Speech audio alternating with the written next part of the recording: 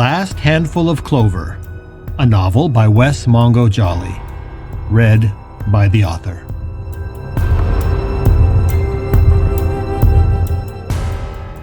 Book 2, Gifts Both Light and Dark.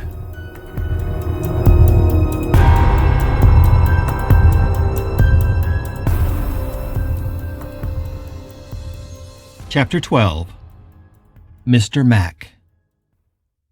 June 11th, 4:07 p.m. "You were a little butterball even in high school," Michelle said, laughing. "You can't blame it all on Richard's cooking." It had been 3 days since the aborted hearing at the courthouse and since the fateful evening Richard had spent with Billy at Valley Fair Mall. 3 days since the appalling sight of Maddie retrieving her new servant in the blood-soaked theater. And 3 days since Billy had done his best to explain the hereafter and the looming devastation that was threatening the Salt Lake Valley. 3 days since Richard had rejected Billy's pleas for help and walked away.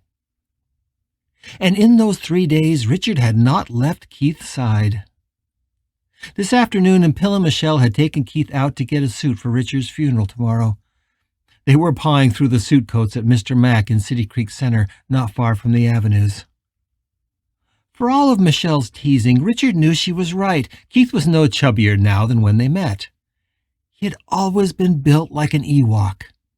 But that had been fine with him. Richard spoke to Michelle as if she could hear him. "Ideally, a boyfriend should feel like a hot water bottle full of Devonshire cream," he said, purposefully misquoting the line. "Not a paper sack stuffed with curtain rods." That line was an old joke between them, and Keith would always laugh when he used it. It was easy to pretend that Keith was laughing now because of his joke, rather than at Michelle's comment about him being a little butterball. "Maybe this is how I survive," Richard thought, running his fingers along a rack of stone jackets. "I just walk around with Keith and his friends for the next 50 years, pretending I'm part of the conversation, throwing in my jokes when I can, and convincing myself that it's me that's making them laugh." The appeal of wandering, impotent and unseen at Keith's side for an eternity had already worn thin, and it had only been a few days. How am I going to face it for eternity? He wondered. When he ran from Billy that night, he felt completely certain that nothing mattered except being with Keith. He'd made his promise, and he intended to honor it. He'd stay with Keith and do whatever he could to protect him and care for him, even if that meant nothing more than just walking 2 steps behind him, wherever he went, for the rest of Keith's life. "This sucks," Richard sighed, mindlessly drumming his fingers on a rock-hard stack of dress pants. "And if my resolve is already weakening, after only a few days, how can I possibly hope to make it another 50 years? And when Keith is gone, then what?" The first day he had been back with Keith, that promise had felt so right, so certain. But now it loomed over him like a life sentence. "I'm not sure I can do this, baby bear," he sighed, leaning his head heavily against his lover's back as he thumbed through the coats. "But where would I go? According to Billy, there's no running and no escaping this place. Maybe I should just go out into the desert like the mad ghosts he told me about. Just stare into the sun until I have no mind left to feel so alone." "Here, try this gray one on," Pill said, shouldering Richard aside as he walked up next to Keith. "It looks a little roomier around the belly." And they all laughed again. "Yeah, like you're so svelte yourself," Keith said, rolling his eyes. He poked a finger into Pill's midsection, and Pill giggled in his imitation of the Pillsbury Doughboy.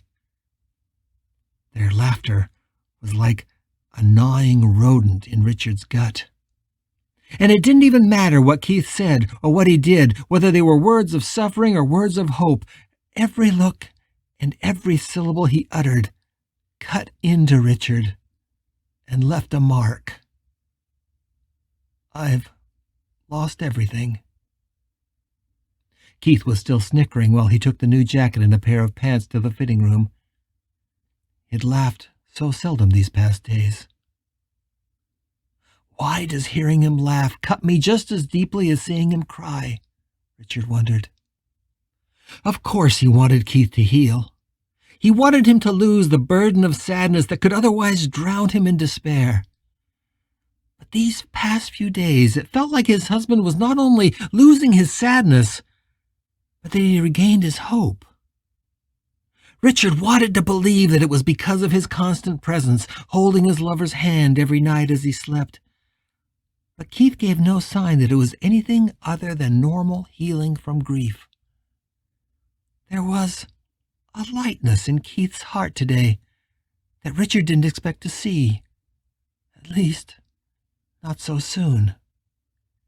And he had to admit, seeing it was painful. It felt as if he was being forgotten. Keith once told him a legend he'd read, that somewhere there was a city of the dead where everyone who died had to wait. The dead would stay in this city and wait until the last person on earth forgot their names. And only then could they move on to whatever waited for them on the other side. How long will it be before the last person on earth forgets my name? Richard wondered. And will anything be left of me then? Or anything left of this city? More chaos had erupted in the Salt Lake Valley since he had turned away from Billy. More murders, more suicides, more horrifying accidents that nobody could explain. The news and some religious leaders were finally recognizing and acknowledging that something strange was happening. But the responses so far had been limited to commentators and theologians beating their breasts about the breakdown of the social order. Richard had sat in bed with Keith the past couple nights, watching the news and hearing those talking heads blaming the growing chaos on everything from video games to trans people in bathrooms. It was the typical masturbatory bullshit he'd had to listen to his entire life, and if it had any ability to use that remote, he would have snapped off the chattering baboons long ago. But Keith watched, and Richard could see that it troubled him greatly. He wondered if Keith had connected the violence that had happened to them with the violence that was happening now across the city. To Richard it seemed obvious, but he had the benefit of insights that his husband simply couldn't have. These past 2 days Keith had returned to work and even had coffee one afternoon with some friends and colleagues from the library. Richard had followed, and as he did, he had been seeing many more ghosts. He didn't know if it was because he could see them now when he couldn't before, or whether he had learned better how to spot them. Probably many of the strangers he had seen at Liberty Park, and even on the streets between the courthouse and the mall, had actually been dead. But unless they were naked, or bloody, or wearing hospital sheets, Richard had probably just failed to notice them. But now, he saw them almost everywhere they went, and their helplessness and hopelessness scared him. He had tried to talk to some, but most, as Billy had predicted, couldn't hear him at all. A few appeared to see him, but couldn't differentiate between him and the living. Some others clearly heard him and realized he was a ghost like them. But in all those cases they had shied away, as if he was dangerous and threatening. And if he persisted, they fled.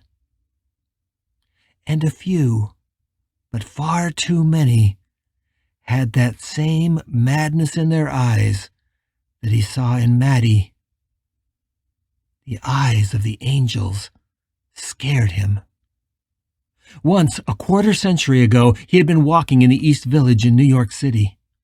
One day he had turned a corner in Alphabet City and came unexpectedly face to face with a man that had frightened him so badly it took his breath away. He wasn't like most of the street people in New York, who were mostly harmless, if upsetting to his privileged life. He knew instantly that this stranger was insane, disturbed, and teetering on the edge of explosive violence. And in the fraction of a second that this man looked into Richard's eyes, it disturbed him profoundly. The predator barely noted him and kept walking. But Richard felt like he had just dodged a malicious train, and he collapsed onto a doorstep a half-block away, his heart racing. Remembering that terrifying man now, he realized he had seen that same look in Maddie's eyes, and now he was seeing it in a surprisingly large number of the other dead as well. The thought of it made him shiver. Keith came back with a coat he liked, which also buttoned comfortably across his round belly. Michelle and Pill were complimenting him on how good he looked in it, and they were right. Keith was indeed very handsome. "You clean up well, Cubby," Richard said, touching his lover's cheek, and realizing that for perhaps the first time since his death, all four of them were smiling. As the triad began looking for a matching shirt, Richard stood back and watched them. It was like he was seeing into Keith's relationship with Michelle and Pill for the first time. He had never had the luxury of seeing them interact with each other like this, without him present, and the dynamic he was seeing was profound. They moved gracefully together, like dancers. No, he thought, not like dancers, like a family. He didn't know if this was new, or something he had just never been perceptive enough to notice. But their bond was powerful. He noticed Michelle was mostly holding back, while Pill was helping Keith decide between various shirts. But she was looking at the two men with undifferentiated love in her eyes. Richard watched Pill guiding Keith through the racks of clothing, and after Keith found a shirt he liked, to and from the dressing room. The two men were gentle and graceful together.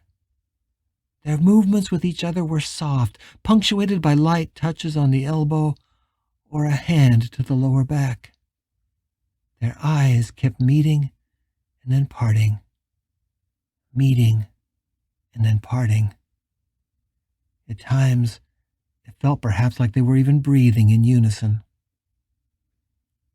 Richard's reverie was broken by some commotion nearby. A mother was looking at clothes likely for her husband. Her little girl of about 7 was walking around the store, looking as if she was bored or in a bit of a daze. Behind the little girl walked a ghost. She was a woman, likely in her mid-50s, wasted as if by cancer or some other long illness. She wore a hospital gown, and her fiery, dark eyes never left the little girl.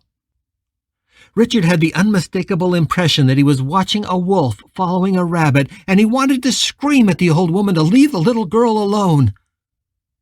But he knew it would make no difference, so he just watched. The old woman touched the little girl on the head, on the shoulders, and on her back, and the little girl idly itched at the back of her hand and looked confused. Richard watched the trio as the mother left the store, with the little girl tagging behind, followed by the shuffling old lady, pawing at the little girl. He lost sight of them as they went past the store's front windows. This is the way the world ends, Richard thought. Salt Lake City was not the same city he had left. It was quickly becoming a city of madness and despair, and he wanted to retreat even more deeply from it. The only escape he had was to keep his mind and his eyes eternally on Keith. That was his refuge for now. But how long could it last? Pill and Michelle were leaning together now outside of a changing room waiting for Keith. Pill pulled his wife to him, and she enfolded his barrel-like torso with her thin arms almost hungrily. He kissed the top of her head and leaned his cheek on her blonde hair. Richard stepped close and looked into the big man's eyes and saw them misty and unfocused. "There is more between you and Keith than either of you realize," he said, so close to the big Maori man's face that he could feel his breath. "I can see it, and Michelle can see it. Neither of you let yourself go with it, but it's there. It's in the way you touch his shoulder. The shell between the two of you is so fragile. If either of you cracked it, Keith would fall into your arms." Richard drew back and put a hand on Pill's cheek. "I wonder if that's what you want. Maybe, deep down, it's what you've always wanted." He said it, but he thought it was probably not true. Indeed, it was more likely that Pill was afraid to give Keith the affection he truly wanted because of fear of where that could lead. Perhaps he was misreading the big man and projecting his own fears and needs onto him. Perhaps Pill's affection was no more complicated than that of a friend or the tenderness of an overprotective brother. That's possible, but I don't think so.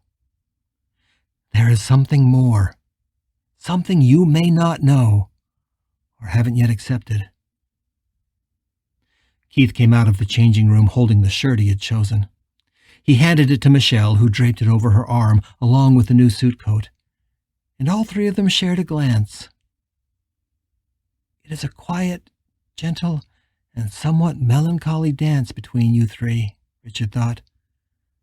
"A dance I'm no longer part of, if I ever was." They had finished their shopping, and the three of them were making their way to the cash registers. As they walked, Richard looked closely at Michelle. He looked into her eyes as she toyed with the tags on the clothes she carried, and then she looked up, and Richard could see her silently watching the two men she loved. Her eyes went first to Keith, and then to Pill, and then back again. She seemed inscrutable. But the one thing Richard did not doubt was the great affection in her for both men. It wasn't jealousy she felt as she watched them, and yet it could have been a close relative of that emotion. But any fear she felt at the bond she saw between Pill and Keith was drowned out by a powerful and overwhelming love that she had for both of them. "I never truly appreciated you, Michelle," he thought, "but I'm beginning to." At the cash register, Keith was paying, and Richard watched Michelle slide an affectionate hand around her husband's waist. He responded by leaning into her just a bit. And as the saleswoman was wrapping up Keith's purchases, he watched as Pill's other hand reached out and rested itself lightly in the small of Keith's back. His giant paw looked so gentle there, like a huge butterfly that had landed so lightly that Keith could not even feel it. Strangely, he thought back to Maddie possessing the little boy. What would it be like to do that? To be in a body. To be in Pill's body. And to rest his hand, my hand, there on Keith's back. What would it be like to feel Keith's real and living flesh under my hand again? And with that thought, his mind reeled and would not stop at the thought of just a hand on his back. What would it be like to hold Keith again? To gently unbutton his shirt and see the smooth, pale skin of his chest and that hollow at the base of his spine? What would it be like to enfold Keith's naked body in Pill's huge brown arms? I could lift Keith into Pill's lap with ease if those arms were mine. I could hold him suspended and then bring our lips together. What would it be like to kiss him again? To feel his cock hardening against my belly? To slowly lower him down and to hear him moan as Pill's cock slides inside. To feel Keith clinging to me and trying to bring us closer and closer together.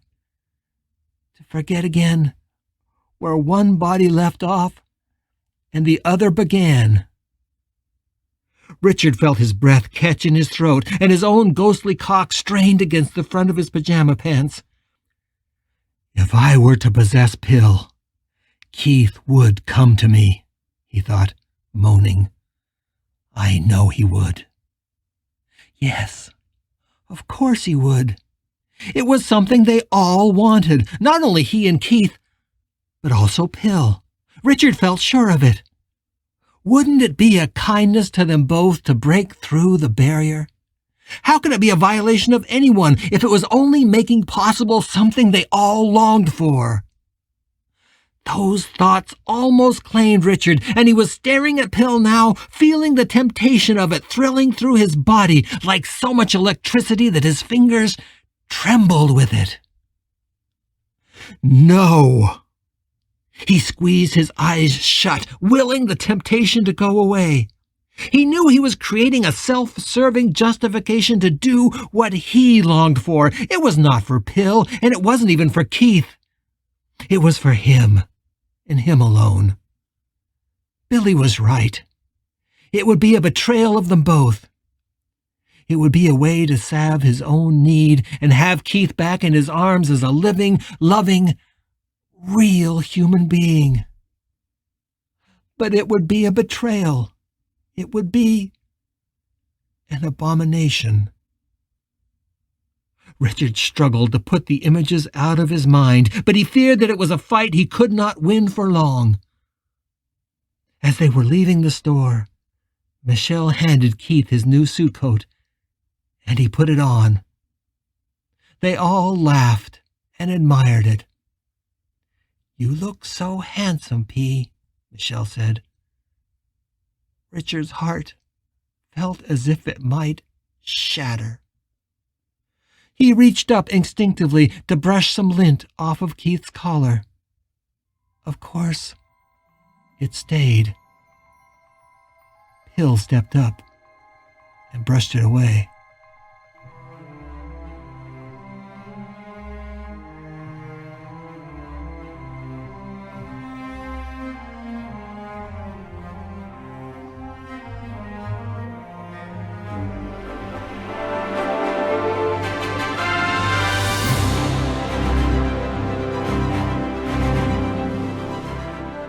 You're listening to The Last Handful of Clover, a novel by Wess Mongo Jolley.